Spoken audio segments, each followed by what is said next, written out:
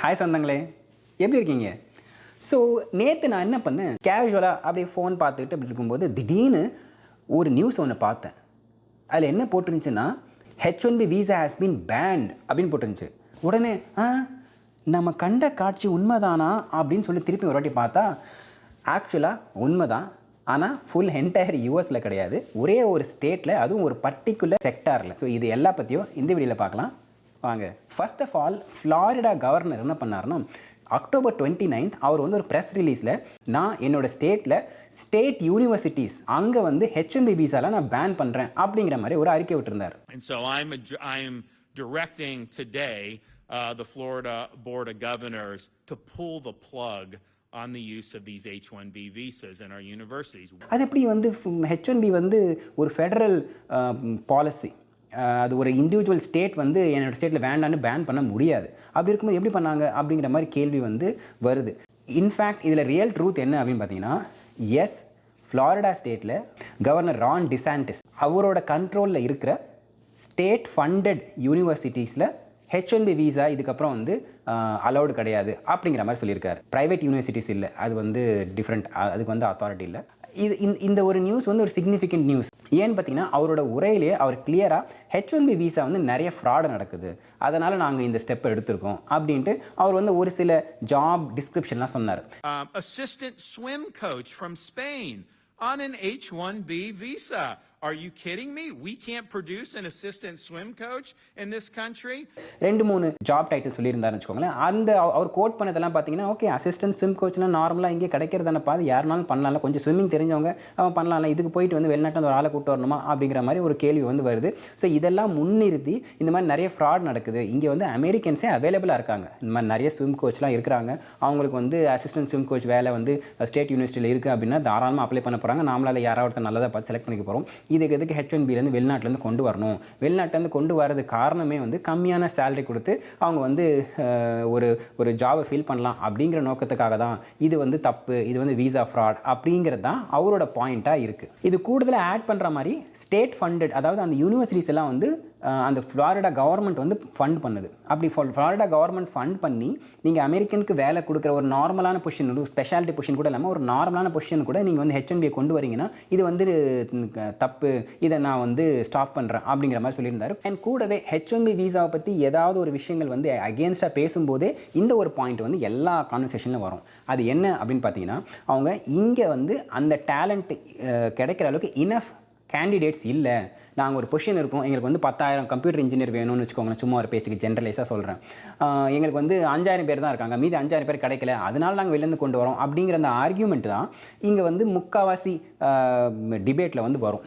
அதுக்கு ரான் டிசான்டிஸ் கிளியராக ஒரு பதில் சொல்லியிருந்தார். எனக்கு தெரிஞ்சு இது யாருக்கும் வந்து கவுண்டர் ஆர்குமெண்ட் வந்து வைக்கிறது கஷ்டமான ஒரு கேள்வி. அவர் என்ன சொன்னார்னா, நீங்கள் தான் state universities. So state university இருந்து ஒரு வருஷத்தை இத்தனை பேரை நீங்கள் வந்து கிராஜுவேட் பண்ணி அனுப்புறீங்க. அப்போ உங்களாலேயே வந்து ஒரு பொசிஷனை வந்து ஸ்பெஷாலிட்டி ஆக்குபேஷனை கிரியேட் பண்ண முடியலனா அப்புறம் எதுக்கு நீங்கள் இருக்கீங்க அப்படிங்கிற மாதிரியான பதில் தான் அவங்க டீம் சைட்லேருந்து அதை கொடுத்தாங்க. அது வந்து ஒரு வேலிடான ஆர்குமெண்ட் மாதிரி தான் ஆக்சுவலாக இருந்துச்சு. அவரோட மீட்டிங்கில் வந்து சம்மரி பாயிண்ட் என்ன அப்படின்னு பார்த்தீங்கன்னா, இந்த யூனிவர்சிட்டிஸோ இல்லை மற்ற இன்ஸ்டிடியூஷன்ஸோ அமெரிக்கா ஃபர்ஸ்ட் அப்படிங்கிறத தாண்டி அவங்க என்ன பண்ணுறாங்கன்னா, கம்மியான சேலரி கொடுத்தா போதும் அப்படிங்கிற காரணத்துக்காக அவங்க வந்து வெளியிலேருந்து ஆளுங்களை கூப்பிட்டு வராங்க அப்படிங்கிற அந்த ஒரு பாயிண்ட்டும் அவங்க வந்து முன்னிறுத்துறாங்க. ரெண்டாவது, இது வந்து ஸ்டேட் ஃபண்டட் யூனிவர்சிட்டிஸாக இருக்கும்போது அவங்க ஃப்ளாரிடாவுக்கு ஃபஸ்ட்டும் இல்லை அமெரிக்கன் சிட்டிசனுக்கு ஃபஸ்ட்டும் வந்து ப்ரையாரிட்டி கொடுக்கணும், அதுக்கப்புறம் தான் நீங்கள் வந்து வெளியிலேருந்து கொண்டு வரணும் அப்படிங்கிறது அவங்க ரெண்டாவது பாயிண்ட்டாக இருக்குது. அண்ட் மூணாவது பாயிண்ட் என்ன சொல்கிறாங்கன்னா, இந்த மாதிரி வந்து சின்ன சின்ன நான் எசென்ஷியல் ரோல், ஏன்னா அசிஸ்டன்ட் ஸ்விம் கோச் அப்படின்ற ரோலுக்கெல்லாம் H1B வந்து இவங்க தப்பாக யூஸ் பண்ணுறாங்க அப்படின்னு பல பாயிண்ட்ஸில் இப்போ சொன்ன இந்த 3 பாயிண்ட்டை முன்னிறுத்தி இதை வந்து நாங்கள் கம்ப்ளீட்டாக பேன் பண்ணுறோம் அப்படிங்கிற ரீசன் வந்து அவங்க சைடில் சொல்லியிருக்காங்க. இதுக்கு அகேன்ஸ்டாக இருக்க குரூப் என்ன பாயிண்ட்டை முன்னிறுத்துறாங்கன்னு பார்த்தீங்கன்னா, ஃபர்ஸ்ட் ஆஃப் ஆல் H1B அப்படிங்கிறது ஃபெடரலி அப்ரூவ் பண்ணப்பட்ட ஒரு பாலிசி. அதை வந்து கவர்னர் தன்னோட கண்ட்ரோலில் இருக்க ஏரியாவில் நான் வந்து அலோவ் பண்ண மாட்டேன் அப்படின்னு சொல்கிறதுக்கு அவருக்கு என்ன லீகல் ரைட்ஸ் இருக்குது அப்படிங்கிற அந்த கேள்வியை வந்து ஃபஸ்ட்டு பாயிண்ட்டாக முன்னிறுத்துறாங்க. அண்ட் ரெண்டாவது அவங்க என்ன சொல்ல வராங்கன்னா, ஓகே, நீங்கள் சொன்ன 1-2 ஜாப் பொசிஷன்ஸ் வேணால் வந்து ஃப்ராடாக இருக்கலாம், அதுக்கு வந்து இங்கேயோ கிடைக்கிறது ஏதோ எங்கேயோ வந்து மிஸ் ஆகிருக்கலாம், ஓகே தான். பட் ஆனால் நீங்கள் ஒட்டுமொத்தமாக H1B வந்து கம்ப்ளீட்டாக எலிமினேட் பண்ணுறதுனால மற்ற ஜென்யூனாக இருக்கிற அவங்களுக்கு வந்து இது ஒரு பெரிய பிரச்சனையாகுது, இந்த யூனிவர்சிட்டிஸுக்கு வந்து இது ஒரு பெரிய ஹர்டலாக இருக்கும் அப்படிங்கிறத அவங்க ரெண்டாவது பாயிண்ட்டாக முன்னிறுத்துறாங்க. இதெல்லாம் வச்சு பார்க்கும்போது அவங்க லா சூட் எந்த அளவுக்கு இது வந்து ஹோல்ட் ஆகும், லாங் டேர்மில் எந்த அளவுக்கு ஹோல்ட் ஆகும் அப்படிங்கிறதும் அவங்களோட கேள்வியாக இருக்குது. அண்ட் அதே குரூப் இன்னொரு பாயிண்ட் என்ன முன்னிறுத்துறாங்கன்னா, இது வந்து பொலிட்டிக்கல் ஒரு காரணத்துக்காக கொண்டு வரப்பட்டிருக்கலாம் அப்படிங்கிற மாதிரியும் வந்து ஒரு தரப்பு மக்கள் வந்து பேசிகிட்டு இருக்காங்க. ஏன்னா ட்ரம்ப் வந்து பிரசிடென்சி முடிஞ்சதுக்கப்புறம் திருப்பி எலெக்ஷன் வரும் இல்லையா, அந்த எலெக்ஷனில் நிற்கிறதுக்காக இப்போத்துலேருந்தே வந்து இந்த கவர்னர் என்ன பண்ணுறாருன்னா, இந்த மாதிரி ஒரு சில விஷயங்கள்லாம் பேன் பண்ணுறேன் பார்த்தீங்களா, என்னோட கண்ட்ரோலில் இருக்கிற ஏரியாவில் நான் வந்து H1B பேன் பண்ணிட்டேன், எனக்கு வந்து நீங்கள் பிரசிடென்சி கிடச்சிதுன்னா நான் கம்ப்ளீட்டாக வந்து US லெவலில் நான் பேன் பண்ணுவேன் அப்படிங்கிற மாதிரி வந்து அவர் இப்போத்துலேருந்தே ஆரம்பிக்கிறாரோ அப்படிங்கிற மாதிரி கிரிட்டிக்ஸ் வந்து இந்த பாயிண்ட்டையும் முன்னிறுத்துறாங்க. இதில் வேரியஸ் தரப்பு மக்கள் இங்கேயும் அங்கே இருக்குது. ஆனால் இதில் வந்து கடைசியாக நம்ம தெரிஞ்சுக்க வேண்டிய ஒரு பாயிண்ட் என்ன அப்படின்னு பார்த்தீங்கன்னா, H1B அப்படிங்கிறது வந்து ஒரு தனி நபரால் பிளாக் பண்ணக்கூடிய விஷயமா இது இல்லை. எஸ், சில அத்தாரிட்டி வந்து கொஞ்சம் டைட் பண்ணலாம், எங்கெல்லாம் ஃப்ராட் நடக்குதோ அங்கெல்லாம் வந்து கொஞ்சம் ஸ்க்ரூட்டனைஸ் பண்ணலாம், இதெல்லாம் பண்ண தான் செய்யணும். ஏன்னா எந்த ஒரு பாலிசியாக இருந்தாலும் அதில் ஒரு certain degree of the abuse இருக்க தான் செய்யும். அந்த சர்டன் டிகிரி ஆஃப் அப்யூஸை வச்சுக்கிட்டு நீங்கள் ஒரு என்டையர் சிஸ்டமே வந்து தப்பு அப்படின்னு சொல்கிறது ஜென்யூனாக அது வந்து உழைச்சி அதுக்கு ஏற்ற வந்து மரியாதை கொடுக்குறவங்களுக்கு அது வந்து டிஸ்ரெஸ்பெக்ட் மாதிரி இருக்கும்.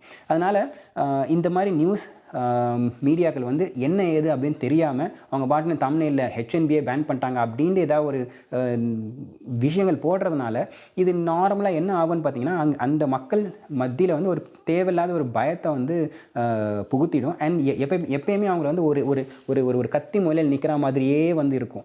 இது வந்து தேவையில்லாத ஒரு விஷயம். நீங்கள் வந்து H1B வந்து அவ்வளோ சீக்கிரத்தில் கம்ப்ளீட்டாக பேன் பண்ண முடியாது. அப்படி பண்ண முடிஞ்சுதுன்னு வச்சுக்கோங்களேன், ட்ரம்ப் வந்து ஃபஸ்ட்டு அட்மினிஸ்ட்ரேஷன் இருக்கும்போதே அவர் பண்ணியிருப்பார். அப்போ 4 வருஷம் டைம் இருந்துச்சு, அப்பவும் பண்ணியிருப்பார். இல்லை இப்போவே வந்து 6 மாதத்துக்கு மேலே ஆச்சு, இப்போயும் வந்து அவர் பண்ணியிருப்பார். ஏன்னா இது அந்தளவுக்கு சிக்னிஃபிகண்ட்டாக அமெரிக்கன் எக்கனாமிக்குள்ளே வந்து ஊறி போயிருக்கிறதுனால நீங்கள் இந்த வந்து டக்குன்னு வந்து கம்ப்ளீட் பேன், இன்னிலேருந்து பேன் அப்படின்ற மாதிரி உங்களால் பண்ணவே முடியாது. ஏன்னா இது வந்து ஃப்ளாரிடா கவர்னருக்கும் தெரிஞ்சிருக்கும்.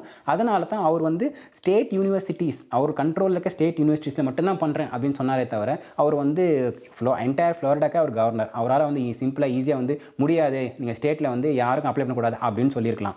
ஏன்னா அவருக்கே தெரியும் அந்த மாதிரி சொல்கிறதுக்கு அத்தாரிட்டி இல்லை அப்படிங்கிறது அவருக்கே தெரியும். அதனால தான் ஒரு குட்டி போர்ஷனில் என்னோட கண்ட்ரோலில் இருக்க போர்ஷனில் நான் வந்து சொல்கிறேன் அப்படிங்கிற மாதிரி அந்த ப்ரெஸ் ரிலீஸ் வந்து இருந்துச்சு. ஸோ இந்த மாதிரி மீடியாக்கள் இருக்க சில நியூஸை பார்த்துட்டு அந்த அளவுக்கு வந்து டென்ஷன் ஆக வேண்டாம் அப்படிங்கிறது தான் என்னோட பாயிண்ட்டு. ஸோ அவ்வளோதாங்க. இந்த விஷயத்தை பற்றி நான் அப்சர்வ் பண்ண இன்ஃபர்மேஷன் எல்லாம் நான் உங்களுக்கு ஷேர் பண்ணியிருக்கேன்.